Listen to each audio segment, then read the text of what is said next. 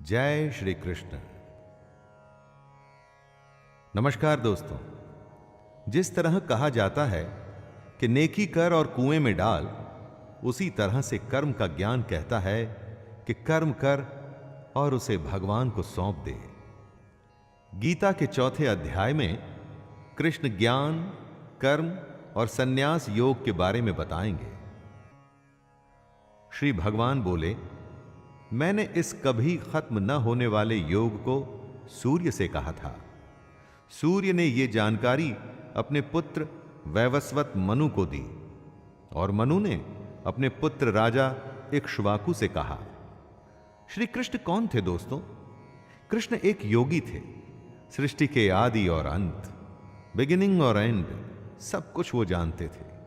वो हर समय मौजूद थे और वो हमेशा ही मौजूद भी रहेंगे। योग अर्थात ज्ञान योग और कर्म योग, जिसका कभी नाश नहीं हो सकता। आखिर कहां से आया इस योग का ज्ञान? भगवान श्री कृष्ण उसी की जानकारी दे रहे हैं। हे परंतप अर्जुन, परंपरा चलती रही और कई राजर्षियों को इसकी जानकारी हो गई, लेकिन उसके बाद वह योग बहुत काल से इस पृथ्वी लोक में गायब हो गया। ज्ञान कहीं न कहीं से आता है और उसके बाद वो धीरे धीरे फैलना शुरू होता है। यह ज्ञान कृष्ण से सूर्य और इस तरह से गीता के माध्यम से हम लोगों तक आया। सैकड़ों हजारों सालों का सिलसिला है ये तो, लेकिन बीच में ऐसा भी समय था जब यह ज्ञान योग पृथ्वी पर से गायब हो गया था। ज्ञान बढ़ाने से बढ़ता है और घटाने से खत्म होने लगता है। इसीलिए हम इस योग को, गीता के सार को, कृष्ण की बातों को आप तक ला रहे हैं। खजाने को खुले में नहीं रखा जाता, उसी तरह से रहस्य भी खुल के सामने नहीं आता, धीरे धीरे आता है। कृष्ण अर्जुन से कहते हैं, तू मेरा भक्त और प्रिय सखा है, इसलिए वही ये पुरातन योग आज मैंने तुझसे कहा है, क्योंकि ये बड़ा ही उत्तम रहस्य है, अर्थात गुप्त रखने योग्य विषय है।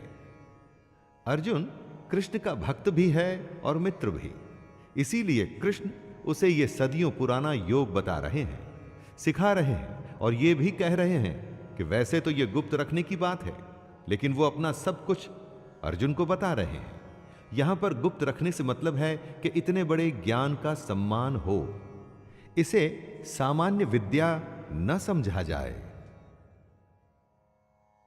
अर्जुन एकदम हमारे जैसा ही मानव है, ह्यूमन।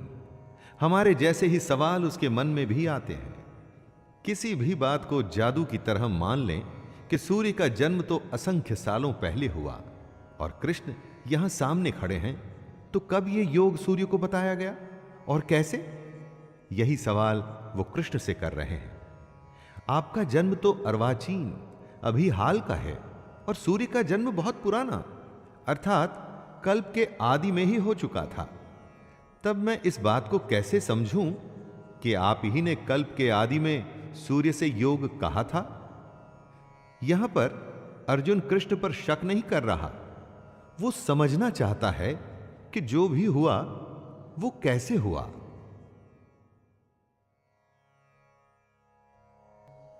दोस्तों, भक्त नहीं जानता, लेकिन भगवान सब जानता है। साधक मतलब कि साधना करने वाला ये नहीं जानता, लेकिन महापुरुष सब कुछ जानता है। जो आंखों से दिखता है वो तो सब जान सकते हैं, इसमें विशेष क्या हुआ, स्पेशल क्या है? जो अव्यक्त है यानी अनएक्सप्लेन्ड है, उसे सिर्फ ज्ञानी और महापुरुष ही जानते हैं। श्री भगवान बोले, हे परंतप अर्जुन, मेरे और तेरे बहुत से जन्म हो चुके हैं, उन सबको तू नहीं जानता, किंतु मैं जानता हूं। यही कृष्ण कह रहे हैं कि अर्जुन उनको साधारण जन्म लेने वाला, हमारे जैसे शरीर वाला न समझे। दोस्तों, ये बात हमारे लिए भी आवश्यक है कि कृष्ण को हम कैसे और क्या समझें। कृष्ण अपने रूप, अपने अस्तित्व को समझाते हुए कह रहे हैं, मैं अजन्मा हूं, यानी मेरा कभी जन्म नहीं हुआ। मैं अविनाशी हूं, अर्थात मेरा कभी नाश नहीं हो सकता। मैं समस्त प्राणियों का ईश्वर होते हुए भी अपनी प्रकृति को अधीन करके अपनी योग माया से प्रकट होता हूं। जिसका जन्म होता है उसकी मृत्यु निश्चित है। तो जिसे अर्जुन देख रहा था वो क्या था? क्योंकि वो तो कभी जन्मे ही नहीं। तो कृष्ण की एग्जिस्टेंस क्या थी? वो थी कृष्ण की योग माया। अपनी माया से कृष्ण ने खुद को ही प्रकट किया था। मनुष्यों में वो मनुष्यों जैसे आए थे ताकि हम सब के बीच हमारे जैसे जीवन जी सकें। हे भारत, जब जब धर्म की हानि होती है, अधर्म बढ़ जाता है, तब तब ही मैं अपने रूप को रचता हूं और इस दुनिया के सामने प्रकट होता हूं। हर काल में धर्म का नाश होता है, यानी कि अधर्म, करप्शन, पाप बढ़ने लगता है। तब किसी न किसी की जरूरत पड़ती है दोस्तों, जो आए और सब कुछ ठीक करे। जब जब धर्म खतरे में आता है, तब तब कृष्ण अपना एक रूप रचते हैं और हमारे बीच में प्रस्तुत होते हैं, प्रकट होते हैं। और इसी प्रकट होने को ही अवतार कहते हैं। हर युग में आपको एक अवतार की कहानी मिलेगी जो धर्म की स्थापना के लिए धरती पर जन्म लेता है। धर्म को फिर से स्थापित करने के लिए हर युग में कृष्ण अवतार लेते हैं। लेकिन क्या है यह धर्म की स्थापना? कृष्ण कहते हैं, साधु पुरुषों का उद्धार करने के लिए, पाप कर्म करने वालों का विनाश करने के लिए और धर्म की अच्छी तरह से स्थापना करने के लिए मैं युग युग में प्रकट हुआ करता हूं। साधु का उद्धार यानी भला और पापियों को खत्म करना ही धर्म की रक्षा करना है। आपको लगता होगा दोस्तों कि आज की इस दुनिया में बिना बेईमानी के जीना संभव ही नहीं, क्योंकि हर कोई तो पाप करने पर उतारू है। सच्चाई की राह छोड़ के गलत काम करना ही अधर्म है और कृष्ण अधर्म को खत्म करते हैं।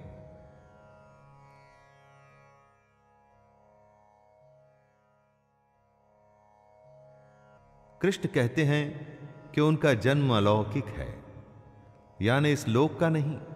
जैसे हम सबका जन्म होता है, वैसे कृष्ण का जन्म नहीं हुआ। जो ये बात समझ लेता है वो शरीर को त्याग कर फिर जन्म को प्राप्त नहीं होता, बल्कि वो सीधे कृष्ण को ही प्राप्त होता है। मनुष्य के जन्म का एक तरीका है, हम वो ही समझ सकते हैं, लेकिन कृष्ण, उनका जन्म दिव्य और अलौकिक होता है, डिवाइन और इस दुनिया से अलग। इसीलिए उनके अस्तित्व को आसानी से नहीं समझा जा सकता। लेकिन जो भी कोई इस बात को समझ जाता है, वो भी जन्म और मृत्यु के चक्कर से निकल सीधा कृष्ण को ही प्राप्त होता है। ज्ञान की बात है तो आसानी से कैसे समझ में आएगी दोस्तों? और अगर समझ आ गई तो फिर किसी ज्ञान की जरूरत ही नहीं रहेगी। जिनमें मोह, गुस्सा और डर खत्म हो चुका है, जो कृष्ण से प्रेम करते हैं, जो कृष्ण के भक्त हैं, उनके कहे ज्ञान पर सच्चे मन से चलते हैं, वो कृष्ण को ही प्राप्त हो जाते हैं। जिन्होंने अपने अंदर के मोह, गुस्से या डर जैसे भावों को खत्म कर दिया है, यानी कि अपनी इंद्रियों को वश में कर लिए हैं और खुद को जो कृष्ण को सौंप चुके हैं, उन्हें भगवान की प्राप्ति हो चुकी है, उन्हें मोक्ष मिल चुका है। इस दुनिया में रह के उस दुनिया की बात आप समझेंगे कैसे दोस्तों? अगर उसकी माया समझनी है तो पहले अपनी फीलिंग्स और अपनी इंद्रियों को कंट्रोल करिए।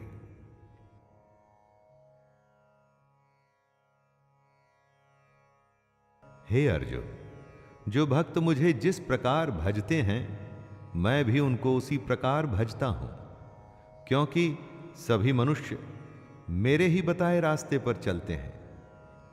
दोस्तों, कृष्ण यहां पर कितनी बड़ी बात कह रहे हैं। जो उनको भजते हैं, कृष्ण वापस से उनको उसी प्रकार भजते हैं। कहने का अर्थ है कि जो कृष्ण के स्वरूप को, उनके ज्ञान को और उनकी कही बातों को अच्छे से समझ जाता है, वो एक तरह से कृष्ण में मिल जाता है। यहां भजने से मतलब पूजा पाठ या आरती मत समझ लीजिएगा दोस्तों। सच्चे अर्थों में भगवान को भजने का मतलब है उसकी कही बातों पे चलना।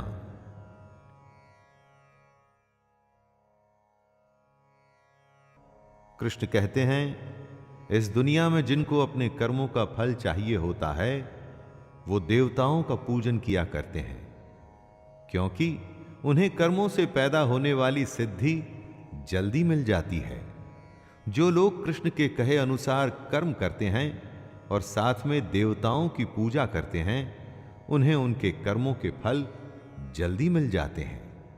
सच्चे मन से सिर्फ कर्म करना, कर्म करते हुए फल की ही नहीं, देवता और ईश्वर को भी याद रखना, ऐसे करने पर फल जल्दी मिलता है। कर्म किया है तो फल तो आएगा ही, चाहे अच्छा या बुरा। लेकिन अगर कर्म करते हुए मन में भगवान है तो फल अवश्य अच्छा और जल्द आएगा।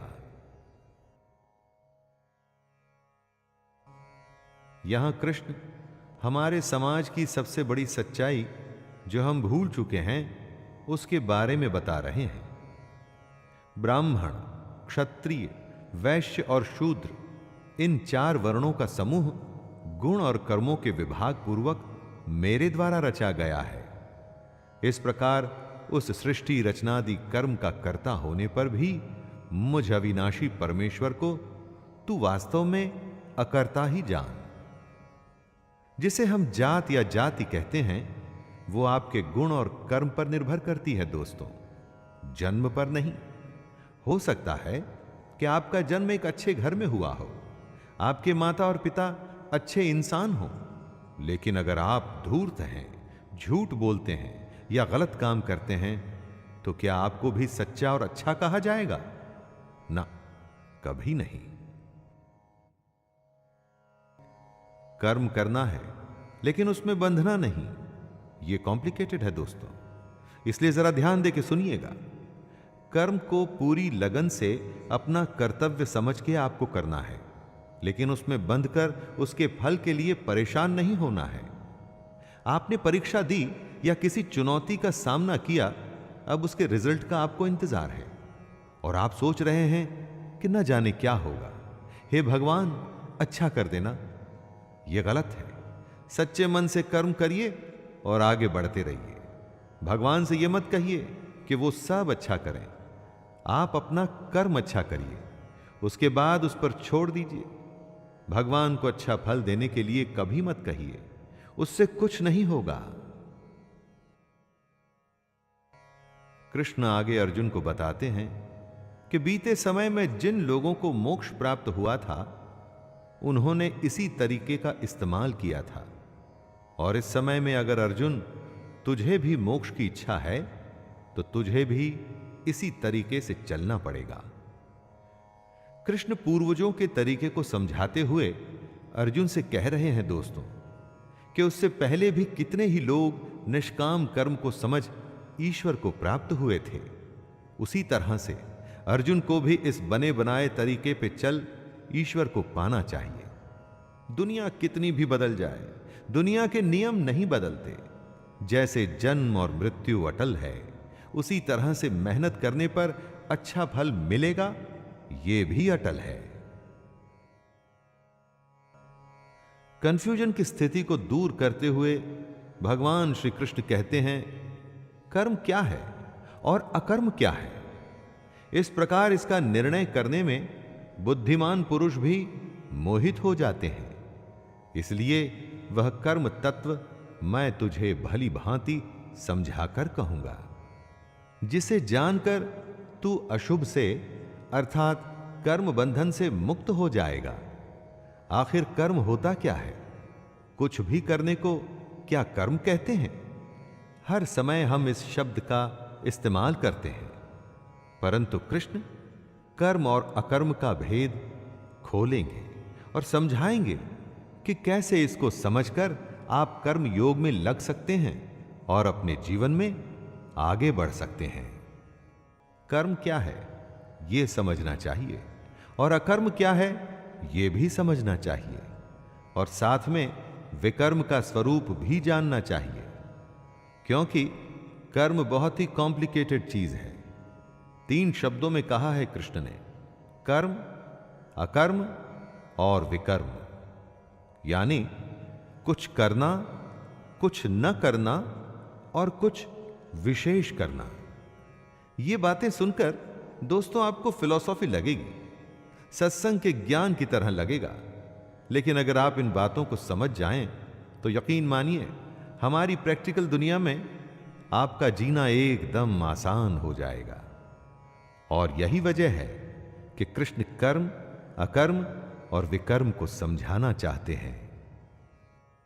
जो मनुष्य कर्म में अकर्म देखता है और जो अकर्म में कर्म देखता है, वो और लोगों से ज्यादा इंटेलिजेंट है, और ऐसा योगी समस्त कर्मों को करने वाला है। कर्म में अकर्म देखने का मतलब क्या हुआ? यानी जो मनुष्य कर्म करता है लेकिन उस पर घमंड नहीं करता कि करने वाला वो खुद है, वो कर्म में अकर्म को देख रहा है, कर्म को कर्तव्य मान के कर रहा है। लेकिन दुनिया जहान में या खुद अपने आप से उसका डंका नहीं पीटना चाहिए दोस्तों। उसे यह नहीं करना चाहिए कि मैंने ये कर दिया या वो कर दिया। अपना काम करना है, उसके फल के बारे में नहीं सोचना है, और अपने अगले काम, अगले कर्तव्य में लग जाना है। यही है कर्म में अकर्म को देखना। कृष्ण कर्म को आगे समझाते हुए कहते हैं, जिसके शास्त्रों द्वारा ठीक बताए गए कर्म बिना कामना और संकल्प के होते हैं, तथा जिसके सारे कर्म ज्ञान रूप अग्नि द्वारा भस्म हो गए हैं, उस महापुरुष को ज्ञानी जन भी पंडित कहते हैं। दोस्तों, सीधी भाषा में इसे यूं समझिए कि कर्म करना है और उसे भूल जाना है। लेकिन कौन सा कर्म? शास्त्र सम्मत। जी हां, शास्त्र सम्मत। जिस कर्म को शास्त्र ठीक बताएं, शास्त्र कौन से कर्म को ठीक बताएंगे? जिसमें धर्म का पालन है, जिसमें आपके कर्तव्य, आपकी रिस्पॉन्सिबिलिटी पूरी होती है। किसी भी काम को अपने स्वार्थ के चलते आप अच्छा या बुरा कह सकते हैं, लेकिन सही कर्म वही है जो शास्त्र सम्मत है। जो पुरुष अपने सारे कर्मों और उनके फल में आसक्ति को छोड़ करके इस दुनिया पर डिपेंडेंट नहीं और परमात्मा में नित्य तृप्त है, वह कर्मों को करता हुआ भी वास्तव में कुछ भी नहीं करता। जो इंसान काम करते हुए उसके फल के बारे में बिल्कुल नहीं सोचता, वो ही सबसे आगे जाता है। उसी की उन्नति होती है। इतनी उन्नति, इतनी प्रोग्रेस कि अगर वो चाहे तो भगवान को भी पा सकता है। कर्म करते हुए उसके फल, रिजल्ट में आसक्ति नहीं रखनी चाहिए। बस इतनी सी सीधी सी बात है दोस्तों। मत सोचिए कि आगे क्या होगा, बस अभी में रहिए और अपना काम करिए। इस श्लोक में श्री कृष्ण योगी की डेवलप्ड अवस्था के बारे में बता रहे हैं, जिसने अपना अंतःकरण यानी मन और इंद्रियों के साथ में शरीर को जीत लिया है, जिसने अपने मन और इंद्रियों को अपने काबू में कर लिया है। ऐसे पुरुष को आशा रहित पुरुष कहा जाता है। आपका मन, अंतःकरण आप में कल्पनाएं जगाता है, आशाएं जगाता है, तब आप उसके काबू में होते हैं। जो आपका मन कहता है आप वही करते हैं, और आप अपनी आशाओं के वश में होते हैं। लेकिन जो अपने मन पर विजय पा लेता है, वो सिर्फ शरीर संबंधी कर्म करता है। वो कर्म करता है पर नहीं भी करता।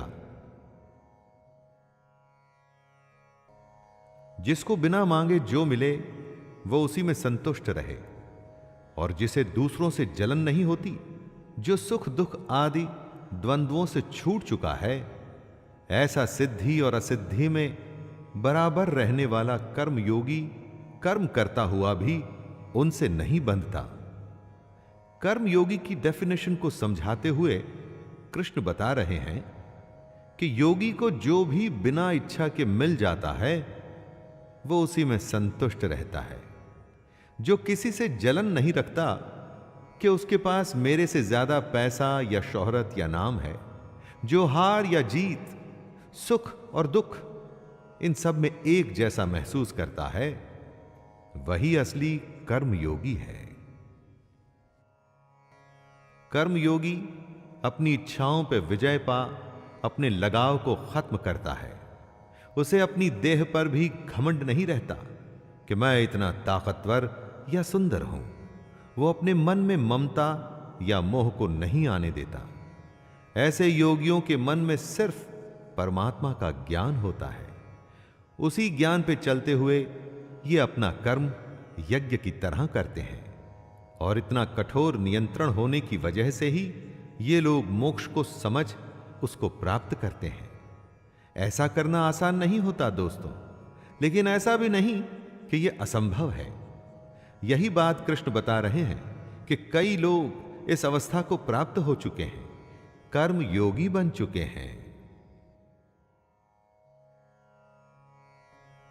कृष्ण कहते हैं, जिसे यज्ञ में चढ़ाया जाए वो ब्रह्म है, और हवन करने के लिए जो द्रव्य इस्तेमाल में लाया जाए वो भी ब्रह्म है।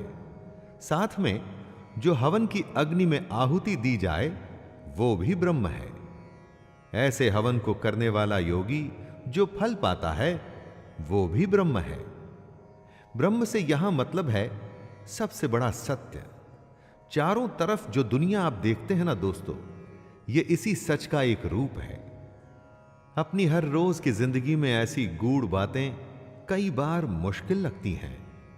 ऐसा लगता है कि किसके लिए, किसके पास टाइम है, लेकिन इसका अर्थ यह नहीं कि इससे सच बदल जाता है। कृष्ण की इन बातों से ब्रह्म को समझने की कोशिश तो करिए दोस्तों। कुछ योगी देवताओं को सब कुछ मान यज्ञ को उनको समर्पित करते हैं। देवता का अर्थ है जिन भगवान के रूपों की हम पूजा करते हैं। यही यज्ञ का एक रूप होता है जो हमारे जैसे लोगों के लिए है। जो पहुंचे हुए कर्मयोगी होते हैं वो यज्ञ में अपना सब कुछ ब्रह्म को सौंपते हैं। उनका हर अनुष्ठान ब्रह्म के लिए होता है।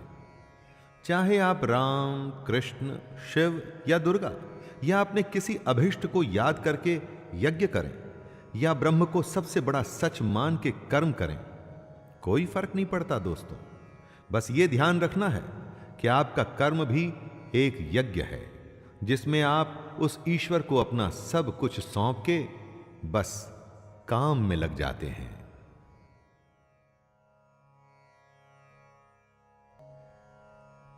आग में कुछ भी डालो वो जल के भस्म हो जाता है। संयम को भी कृष्ण एक अग्नि बता रहे हैं। जो योगी होते हैं वो अपने संयम की आग में अपनी इंद्रियों को डालते हैं और उन इंद्रियों को यानी अपनी इच्छाओं को भस्म कर देते हैं, जला देते हैं। परंतु जो योगी नहीं होते, नादान होते हैं, वो ठीक इसका उल्टा करते हैं। वो अपना सब कुछ इन इंद्रियों में भस्म कर देते हैं।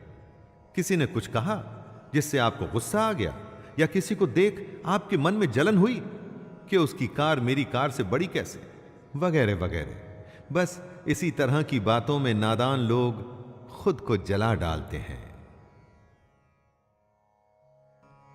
अपनी इंद्रियों को, अंतःकरण को वश में करने का सबसे बड़ा तरीका है ज्ञान। ज्ञान से ही योगी लोग अपने मन को नियंत्रण में लाते हैं।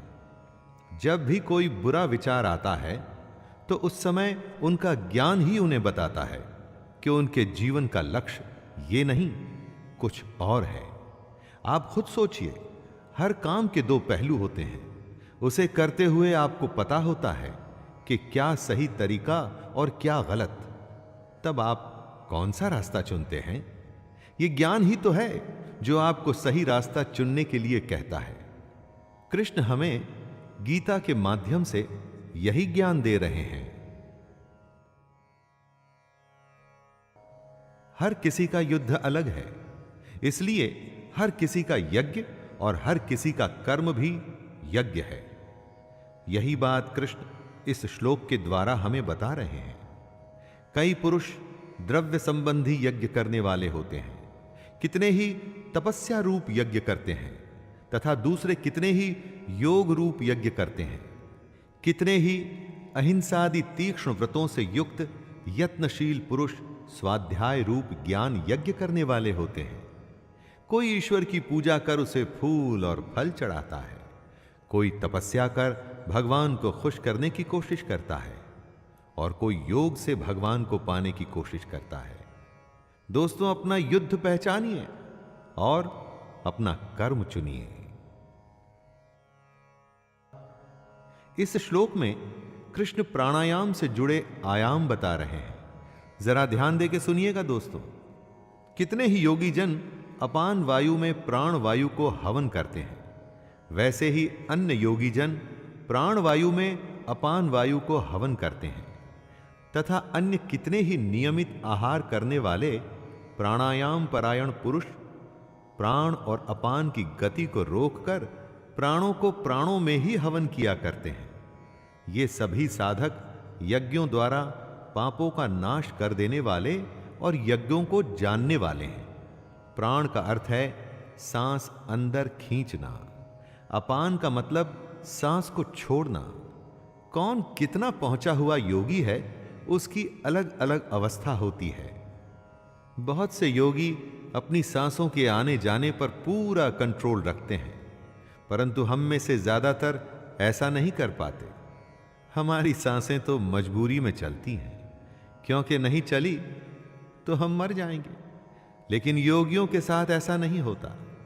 प्राणायाम से हम अपने पर संयम करने में सफल होते हैं, और यही बात कृष्ण हमें बता रहे हैं।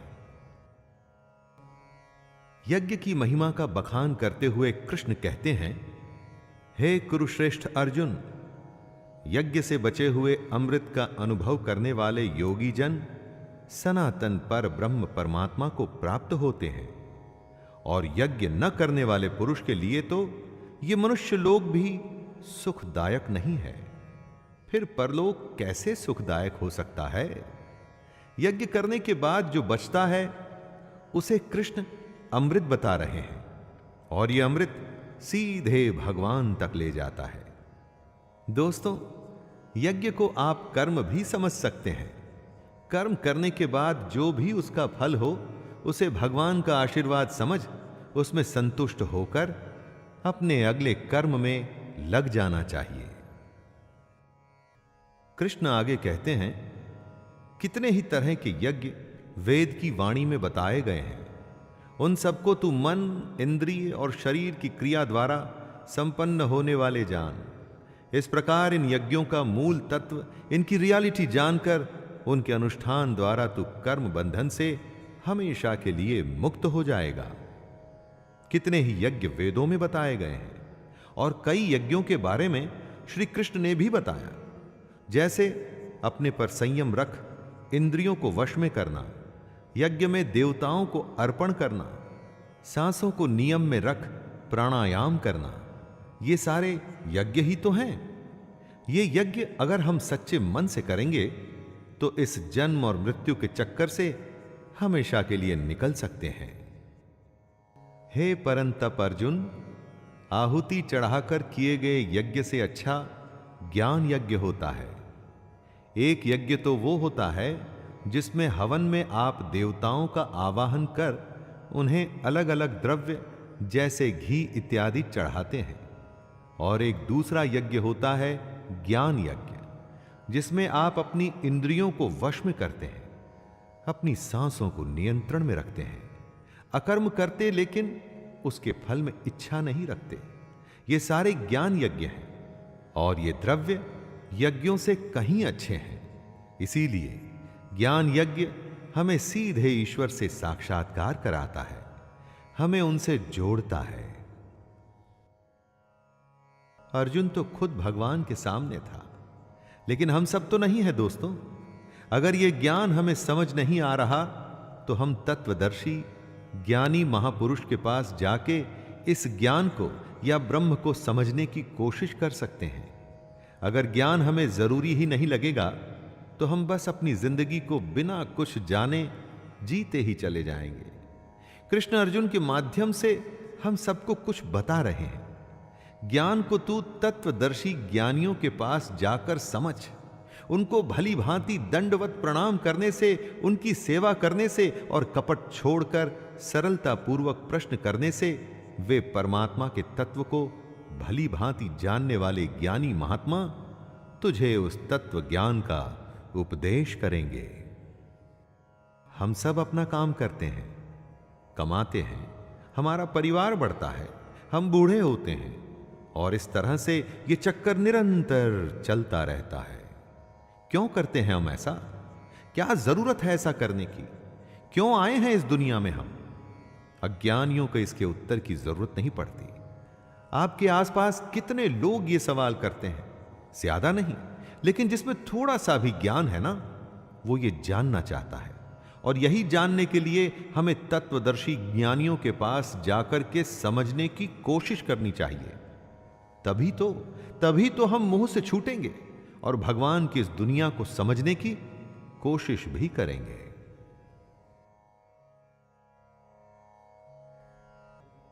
यदि तू अन्य सब पापियों से भी अधिक पाप करने वाला है, तो भी तू ज्ञान रूपी नौका द्वारा निसंदेह संपूर्ण पाप समुद्र से भली भांति तर जाएगा।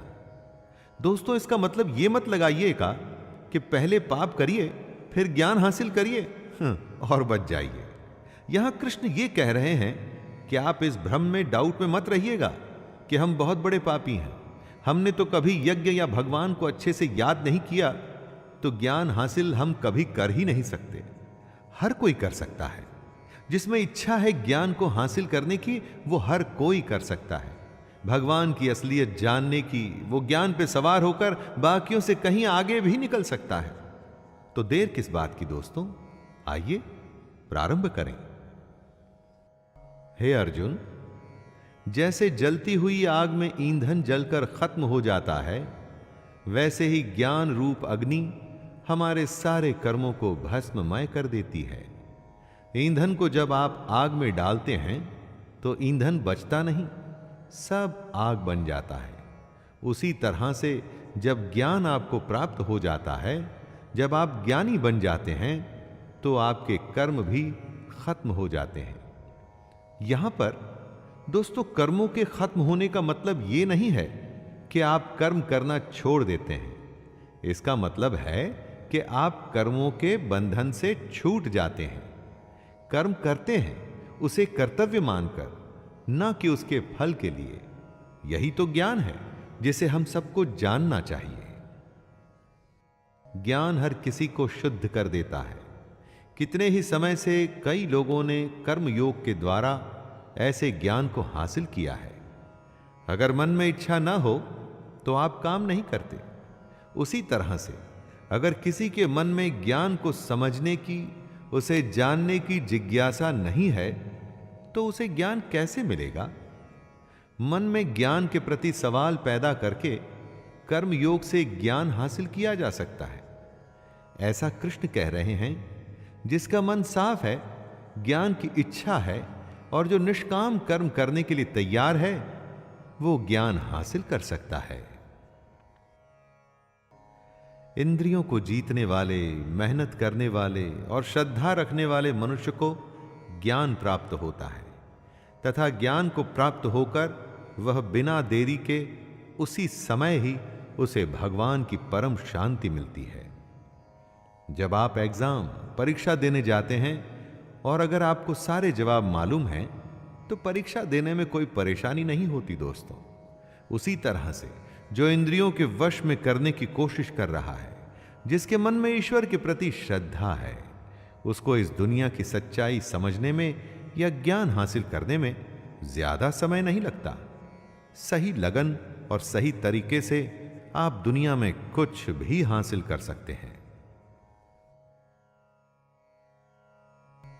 जो सही गलत का फैसला नहीं कर सकता, जिसमें श्रद्धा नहीं, जिसके मन में शक है, ऐसा मनुष्य खत्म हो जाता है। ऐसे संशय युक्त मनुष्य के लिए न ये दुनिया है, न वो दुनिया, और ना ही सुख। जिसमें न सोचने समझने की शक्ति है, जिसमें ना ईश्वर के लिए या इस दुनिया के सच के लिए श्रद्धा है, तो उसके जीवन का कोई मोल ही नहीं। ऐसे अज्ञानी बेवकूफ के लिए किसी दुनिया में आराम नहीं और उसे सुख कभी नहीं मिलता। दोस्तों, बिना कुछ किए कुछ भी हासिल नहीं होता, और साथ में अगर कुछ करने की, कुछ जानने की इच्छा नहीं, तो इस इंसान के होने में और ना होने में कोई फर्क नहीं। हे धनंजय, जिसने कर्म योग के तरीके से अपने सारे कर्मों को भगवान को चढ़ा दिया है और जिसने विवेक के द्वारा अपने सारे शक खत्म कर दिए हैं, ऐसे मन को वश में किए हुए पुरुष को कर्म नहीं बांधते। कर्म योगी वो होता है जो अपना कर्म करता है और उसे भगवान को सौंप देता है, जो अपने हर काम को बिना घमंड के करता है, अर्थात उस पर घमंड नहीं करता, जो अपनी समझ से अपने मन में से शक दूर करता है। अगर शक में रहेंगे ना दोस्तों, तो कभी कोई फैसला नहीं कर पाएंगे, और जो अपने मन पर विजय हासिल कर लेता है, उसे भगवान का ज्ञान जानने से कोई नहीं रोक सकता। हे भरतवंशी अर्जुन, इसलिए तू हृदय में स्थित इस अज्ञान से होने वाले अपने शक को विवेक रूपी तलवार से काटकर कर्म योग में स्थित हो जा और युद्ध के लिए खड़ा हो जा। कृष्ण आवाहन करते हैं अर्जुन को और कह रहे हैं कि अपने अज्ञान को, अपने मन में पैदा हो रहे शक को कर्म योग से दूर कर और युद्ध के लिए खड़ा हो जा। हमें भी दोस्तों, हमें भी अगर कभी मन में कोई शक या चिंता सताए, तो बस कर्म योग को ध्यान में रखकर काम में लग जाना चाहिए। ज्यादा नहीं सोचना चाहिए कि अंजाम क्या होगा।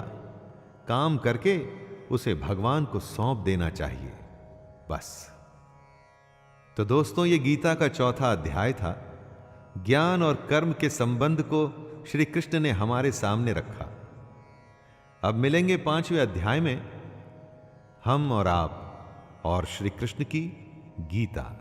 जय श्री कृष्ण।